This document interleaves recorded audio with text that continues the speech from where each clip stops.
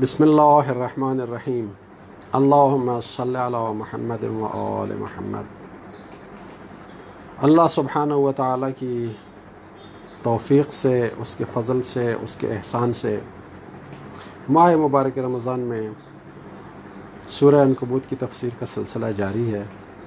अल्लाह ताला हमें कुरान शरीफ को, सूरह अनकबूत को समझने की तौफ़ीक़ अता फ़रमाए और कुरान शरीफ के नूर से हमारे दिलों को मुनव्वर फरमाए।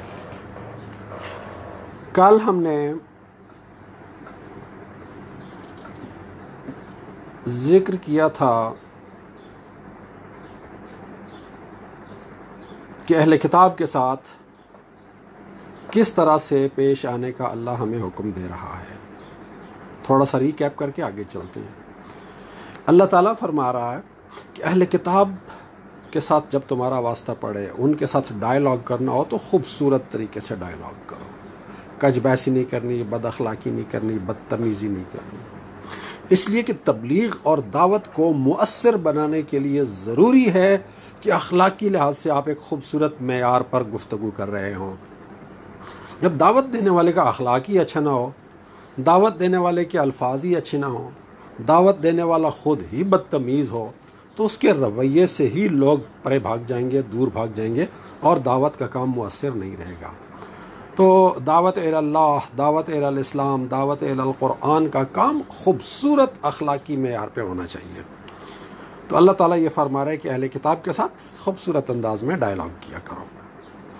और वो खूबसूरत अंदाज़ क्या है कि उन्हें कहो कि जो कुछ हमारे ऊपर नाजिल हुआ है हम उस पर भी ईमान रखते हैं, और जो आसमानी किताबें तुम्हारे ऊपर नाजिल हुई हैं, पिछले अंबिया पर नाजिल हुई हैं, हम तो उनको भी मानते हैं, और हमारा और तुम्हारा खुदा एक है। यानी मुश्तरका चीज़ों को बुनियाद बनाकर उनके साथ डायलॉग करो और गुफ्तगू करो। और व नहनु लहू मुस्लिमून, हम तो उसके सामने अपना सर तस्लीम खम किए हुए हैं। और फिर फरमाया कि ऐ रसूल, हमने ये कुरान आपकी तरफ नाजिल किया, गुज़िश्ता उम्मतों में से जो लोग हैं वो उनमें से भी इस पर ईमान ले आएंगे, और जो मुशरिकीन मक्का हैं इनमें से भी लोग इसके ऊपर ईमान ले आएंगे। वमा यजहदु बिआयातिना इल्लल काफिरून, और हमारी आयत का तो वही लोग इनकार करते हैं जो काफिर होते हैं। काफिर होते हैं यानी हक़ वाज़े हो जाने के बावजूद ज़िद, हट धर्मी, तकब्बुर और तअस्सुब की वजह से हक़ को नहीं मानते, ये लोग होते हैं काफिर। अब आज अगली आयत पे गुफ्तगू चलती है। वमा कुन्त ततलू मिन क़ब्लिही मिन किताबिन, ऐ रसूल, ये कुरान नाजिल होने से पहले आप कोई किताब नहीं पढ़ते थे। वला तख़ुत्तुहु बियमीनिक, न ही आप कोई किताब अपने हाथ से लिखते थे। यानी रसूलुल्लाह सल्लल्लाहु अलैहि वसल्लम ने 40 साल की उम्र में जब दावत व तबलीग का काम शुरू किया तो उससे पहले किसी शख्स ने कभी रसूलुल्लाह सल्लल्लाहु अलैहि वसल्लम को ना कभी कोई किताब पढ़ते हुए देखा, ना कभी लिखते हुए देखा, ना किसी स्कूल जाते हुए देखा, ना किसी तालीमी इदारे में जाते हुए देखा, ना शेर व अदब की महफ़िलों में शरीक होते हुए देखा।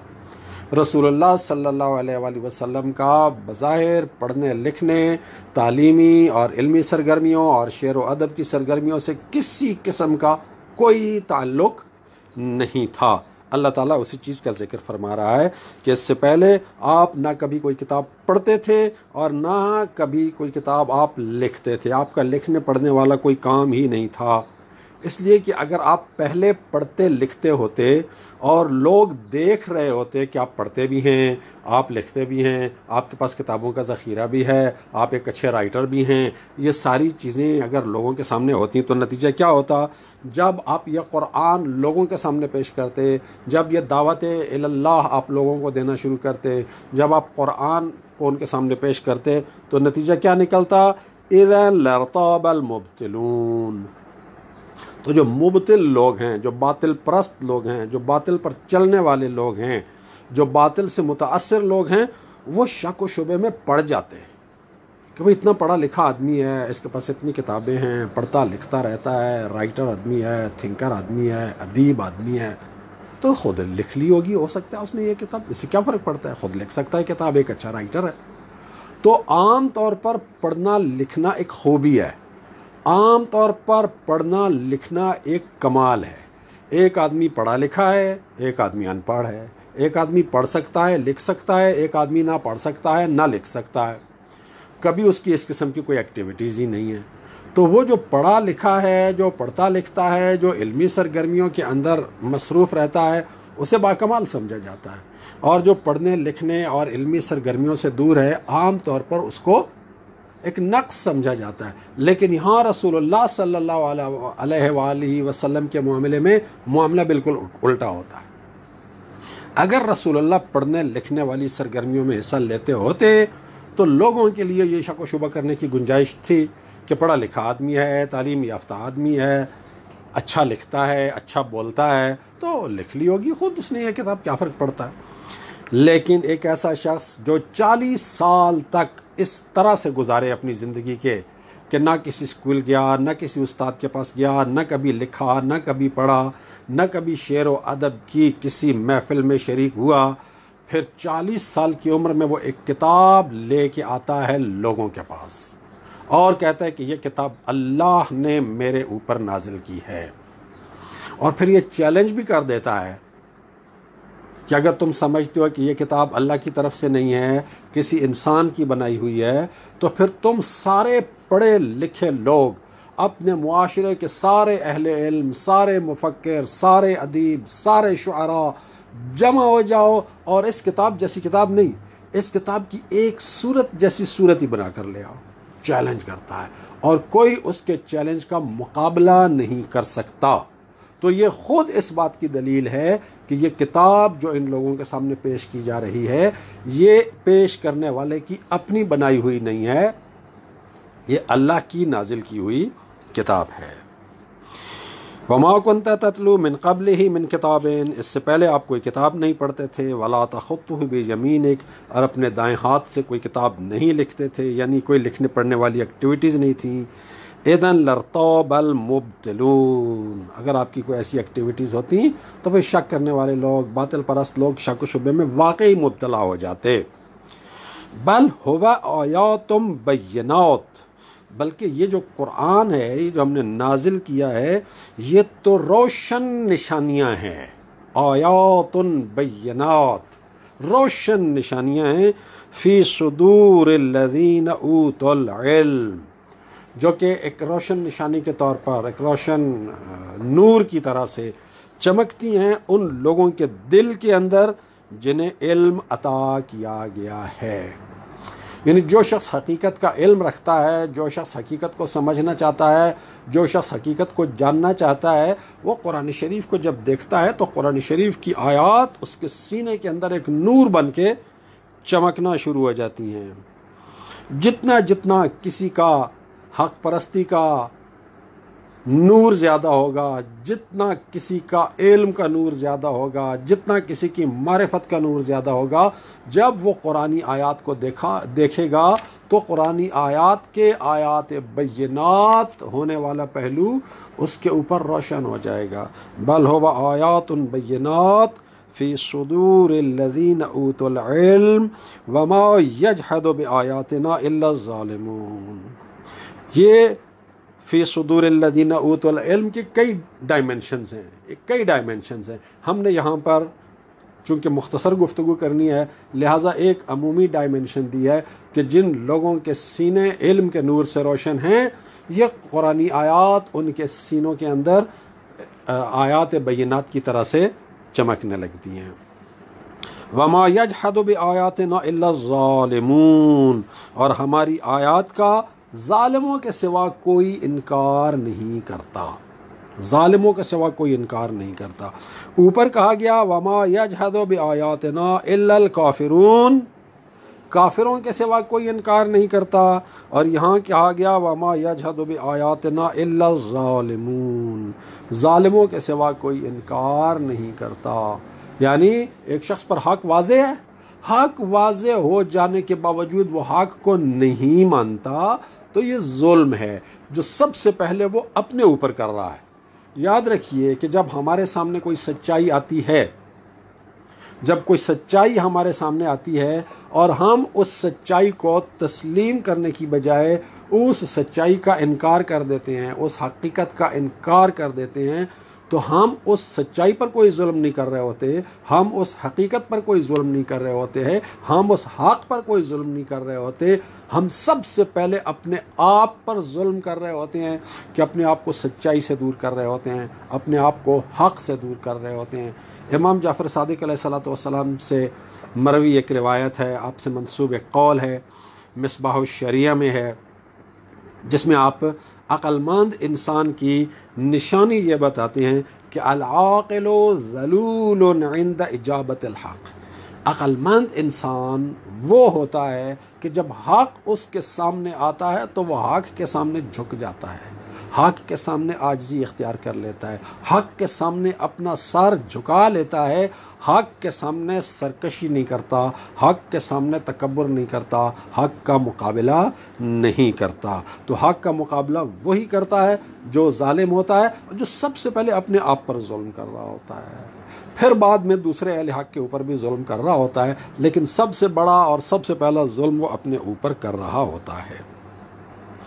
اب اتنی واضح آیات بینات اللہ تعالیٰ کی طرف سے آ گئی، ایک کتاب ایک ایسے شخص کے ذریعے سے اللہ تعالیٰ نے بھیج دی جس کا پڑھنے لکھنے والی ایکٹیویٹیز کے ساتھ، علمی ادبی ایکٹیویٹیز کے ساتھ کوئی تعلق نہیں ہے، اور وہ چیلنج بھی کر رہا ہے کہ اس کتاب کو دیکھو، اس میں غور کرو، اس میں فکر کرو، اور دیکھو کہ کیا یہ کتاب کسی انسان کی بنائی ہوئی ہو سکتی ہے؟ اگر کسی انسان کی بنائی ہوئی کتاب ہے تو تم ایک دو نہیں، سارے مل کے اس کتاب جیسی کتاب نہیں، اس کتاب کی ایک صورت جیسی صورت لے آؤ، اور نہیں لا سکتے تو مان لینا چاہیے کہ یہ کتاب ایک انسان کی بنائی ہوئی کتاب نہیں ہے، یہ اللہ کی نازل کردہ کتاب ہے، لیکن نہیں مان رہا ہے، اپنے کفر کی وجہ سے نہیں مان رہا ہے، اپنے ظلم کی وجہ سے نہیں مان رہا ہے، اپنے ضد کی وجہ سے نہیں مان رہا ہے، اپنی ہٹ دھرمی کی وجہ سے نہیں مان رہا ہے۔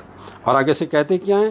وَقَالُوا لَوْلَا أُنزِلَ عَلَيْهِ آیَةٌ مِّن رَبِّهِ، اس پر اس کے رب کی طرف سے کوئی آیت نازل کیوں نہیں کی گئی، کوئی معجزہ نازل کیوں نہیں کیا گیا، حسی معجزہ جو آنکھوں سے نظر آئے، جیسے حضرت موسیٰ کا معجزہ تھا کہ عصا کو پھینکتے تھے، سانپ بن جاتا تھا اللہ تعالیٰ کے حکم سے، اپنا ہاتھ اپنے گریبان میں ڈالتے تھے، باہر نکالتے تھے تو وہ چمک رہا ہوتا تھا، نورانی ہو چکا ہوتا تھا۔ حضرت عیسیٰ علیہ السلام مردوں کو زندہ کر دیتے تھے، بیمار کو باذن اللہ شفا دے دیتے تھے، کوڑی کو باذن اللہ ٹھیک کر دیتے تھے، مادرزاد اندھے کو باذن اللہ بینا کر دیتے تھے۔ تو یہ حسی نشانیاں، حسی معجزات جنہیں آنکھوں سے دیکھا جا سکے، ان کا مطالبہ کیا جا رہا ہے کہ لولا انزل علیہ آیۃ من ربہ، اس پر اس کے رب کی طرف سے کوئی آیت، کوئی نشانی، کوئی معجزہ کیوں نازل نہیں کیا گیا؟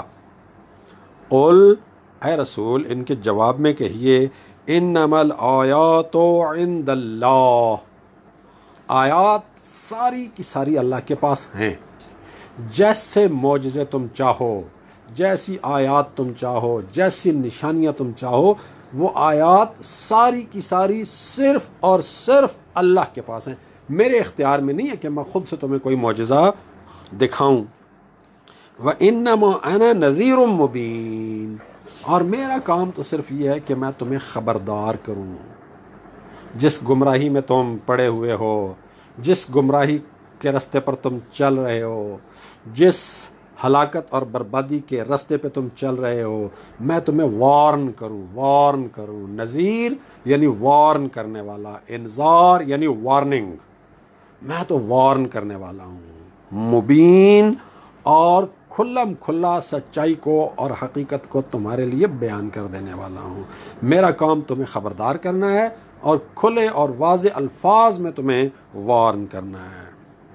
اس کے بعد پھر اللہ تعالیٰ ایک تبصرہ فرما رہا ہے، اولم یکفہم، اے رسول یہ لوگ جو آپ سے معجزات مانگ رہے ہیں، حسی معجزات مانگ رہے ہیں، آنکھوں سے دیکھے جانے والے معجزات مانگ رہے ہیں، کیا ان کے لیے کافی نہیں ہے؟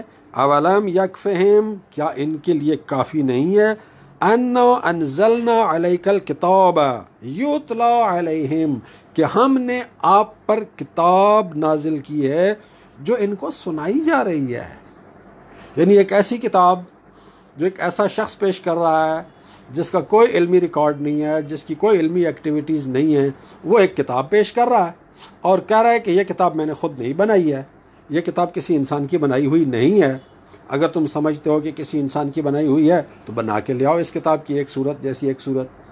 نہیں بنا کے لا سکے تو یہی بات کافی ہونی چاہیے ان کے لیے کہ یہ کتاب اللہ کی طرف سے ہے. اولم یکفہم، کیا ان لوگوں کے لیے یہ بات کافی نہیں ہے؟ انا انزلنا علیک الکتاب یتلا علیہم، کہ ہم نے آپ پر ایک کتاب نازل کر دی ہے جو ان کو سنائی جا رہی ہے.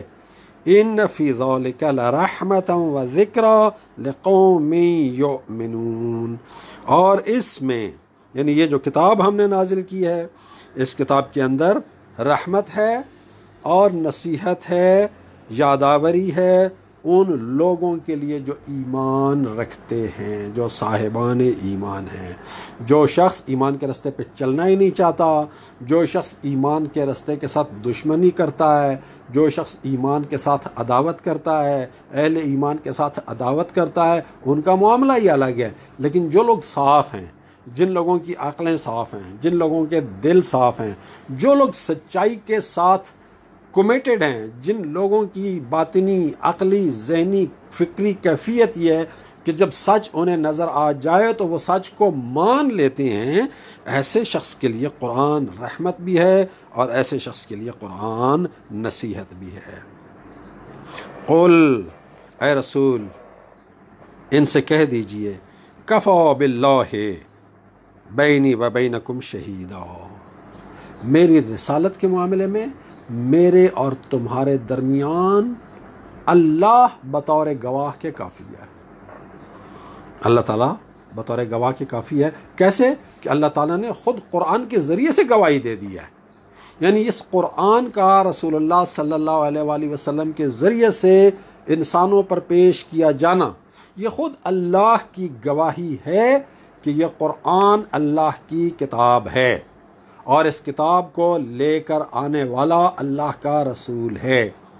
سورہ یاسین کے آغاز میں بھی یہی بات کہی گئی ہے، الفاظ کے اختلاف کے ساتھ. بسم اللہ الرحمن الرحیم، یاسین والقرآن الحکیم.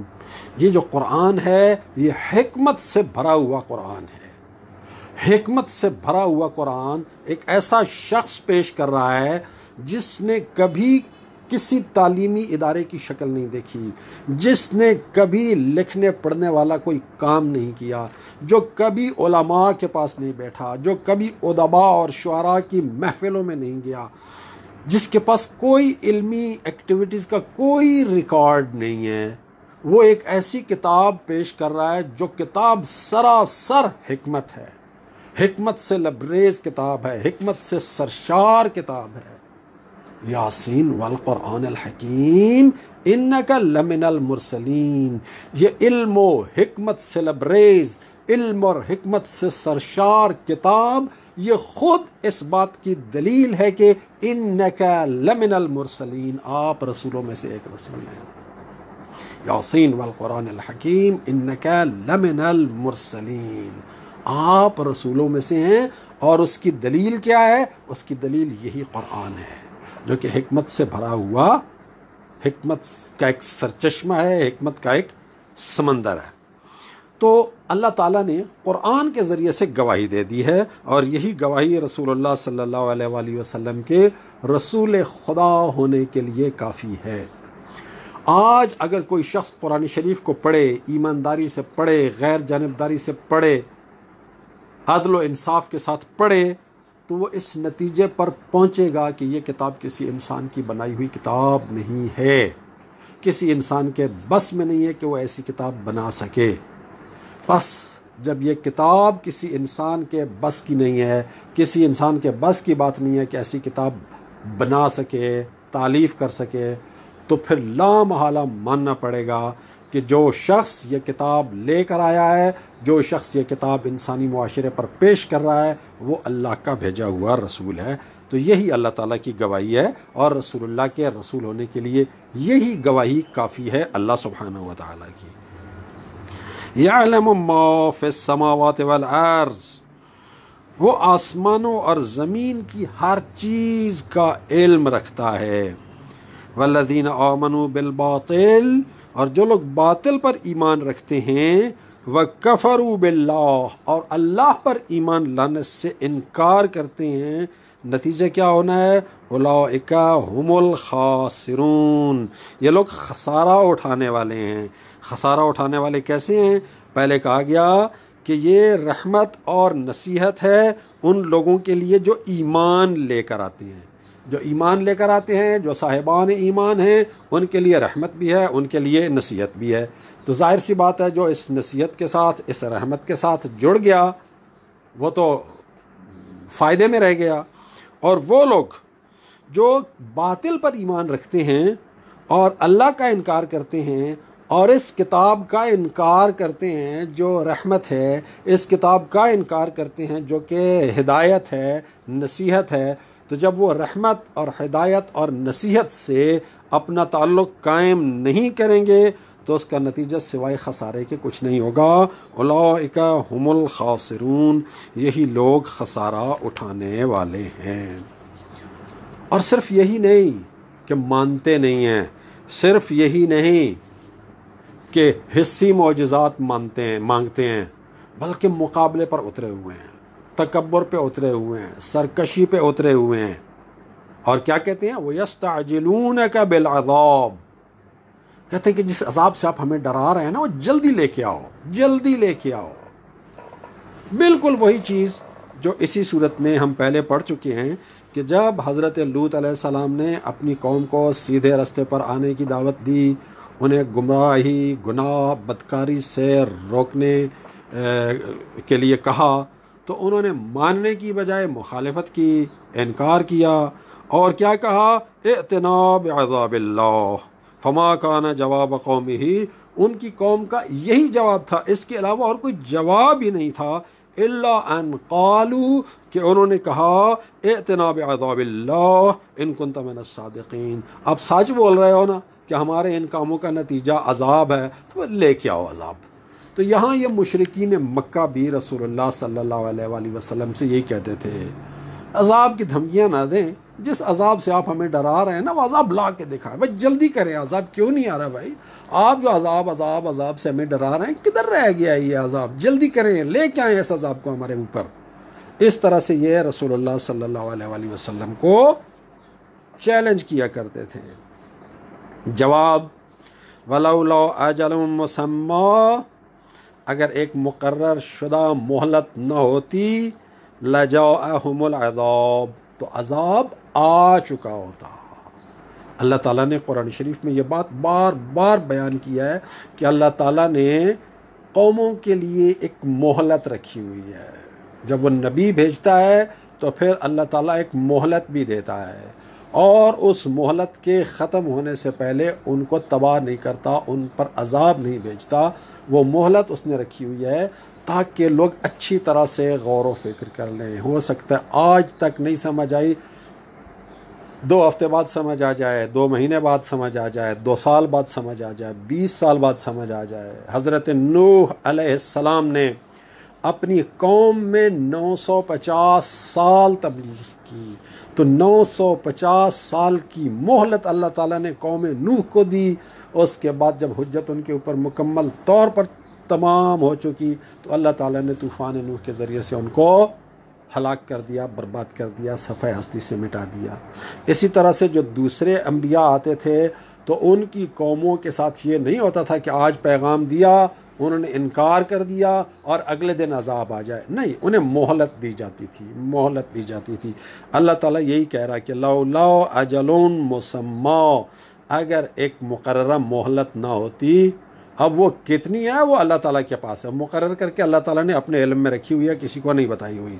لجاءہم العذاب، تو ان پر عذاب آ چکا ہوتا۔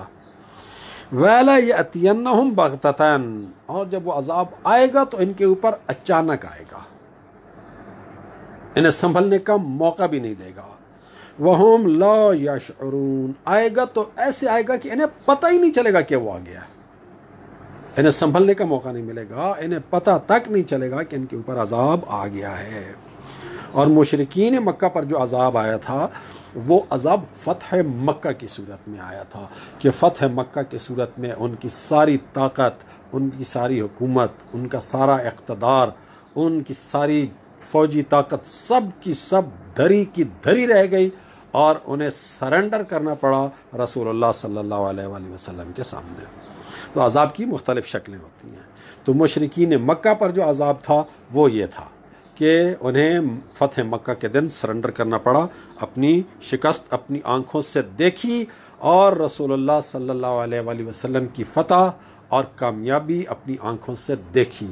जो रसूल मजबूर हो गया था इन लोगों के जुल्म की वजह से कि वो रात के अंधेरे में मक्का छोड़कर मदीने चला जाए, अब दिन की रोशनी में पूरी ताकत के साथ, पूरी सतवत के साथ, पूरे जाहो जलाल के साथ और अपने साथियों के साथ एक फातिह के तौर पर दोबारा उसी मक्का में दाखिल हो रहा है।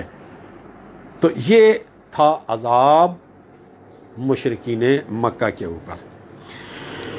वयस्तअजिलूनका बिलअज़ाब, और ए रसूल ये आपसे अजाब में जल्दी का मुतालबा करते हैं। दोबारा कहा जा रहा है यस्तअजिलूनका बिलअज़ाब, यहाँ एक और पहलू बताया जा रहा है यस्तअजिलूनका बिलअज़ाब, ये आपसे कहते हैं कि अजाब जल्दी लेके आएँ।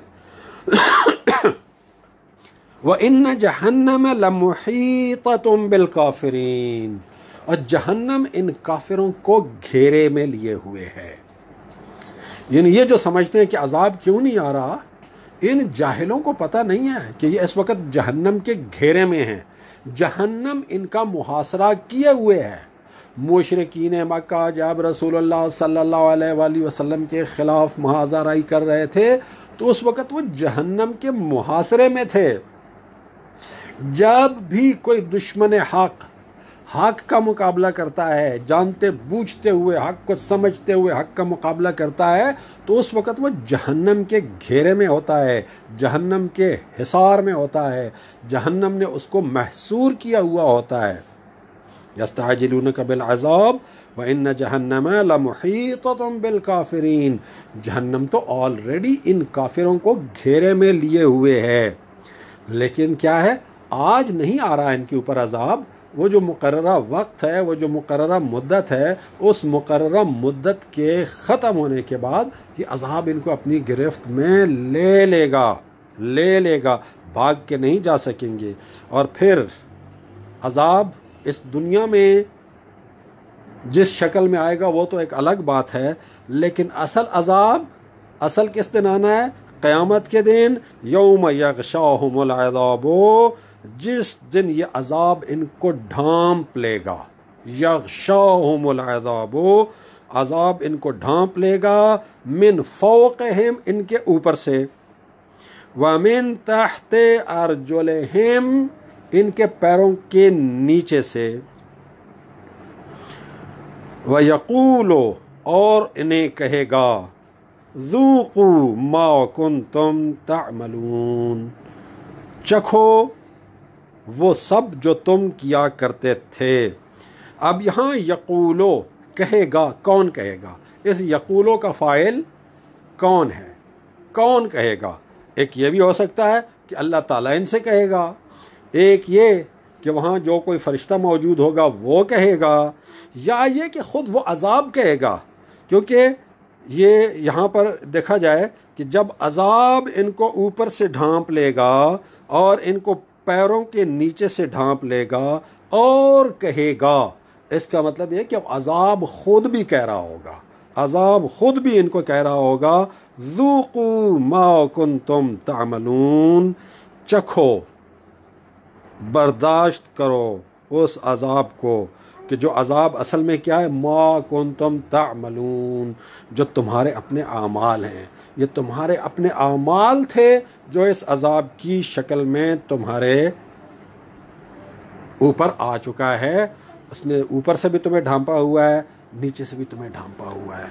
अल्लाह ताला कुरान शरीफ में बार बार जगह जगह हक़ के दुश्मनों को ये बताता है कि देखो حق کو نہ ماننے کا، حق کو جھٹلانے کا اور حق کے ساتھ محاذ آرائی کرنے کا نتیجہ جہنم کا عذاب ہوگا۔ اور وہ کیسا عذاب ہوگا کہ نیچے بھی آگ۔ اب فرض کریں، تصور کریں ایک ایسے گھر کا، کہ ایک ایسے کمرے کا کہ جس کے نیچے ٹائلیں بھی آگ کی ہوں، اوپر چھت بھی آگ کی ہو، دیواریں بھی آگ اور انگارے کی بنی ہوں، اندر ساری فضا بھی شعلوں سے بھری ہوئی ہو، اس قسم کا عذاب۔ اور یہ کیا ہے؟ کچھ بھی نہیں ہے، کچھ نہیں ہے، یہ تمہارے اپنے اعمال ہیں۔ جو تمہارے اپنے اعمال تھے وہی اعمال اس صورت میں تمہارے اوپر ظاہر ہو جائیں گے قیامت کے دن۔ جس طرح تمہارے کفر نے آج تمہیں گھیرا ہوا ہے، اوپر سے بھی گھیرا ہوا ہے، نیچے سے بھی گھیرا ہوا ہے، آگے پیچھے دائیں بائیں ہر طرف سے تم اپنی گمراہی کے حصار میں آئے ہوئے ہو۔ اس گمراہی سے نکلنے کا تمہارے پاس راستہ ہونے کے باوجود تم نہیں نکل رہے ہو، تو یہی گمراہی اپنی اصل حالت میں قیامت کے دن نظر آئے گی، اور وہ کیا ہوگی؟ جہنم، اور جہنم کی آگ ہوگی۔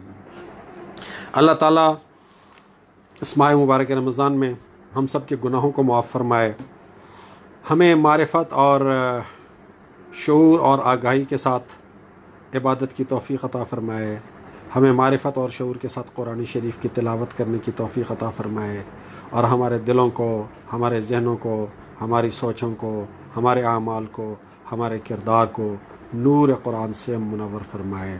والحمد للہ رب العالمین۔